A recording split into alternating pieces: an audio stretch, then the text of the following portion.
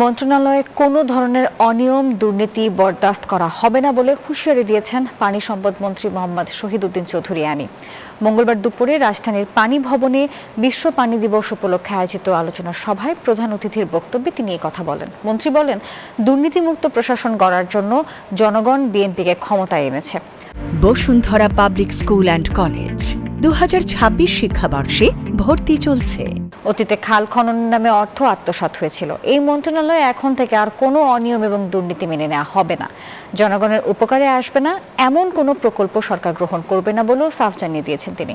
পানির অপচয় রোধ, দূষণ ও সঠিক ব্যবহারে সবাইকে সতর্ক থাকার আহ্বান জানান পানি সম্পদ মন্ত্রী শহীদউদ্দিন চৌধুরী আনি।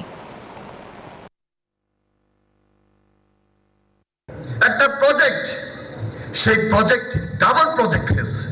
খাল খনন পুরো খনন হয়ে 2-3টা প্রজেক্টে টাকা তছরূপ হয়েছে। আমরা দেখছি, মিডিয়াতে এসেছে, প্রচার মাধ্যমে এসেছে।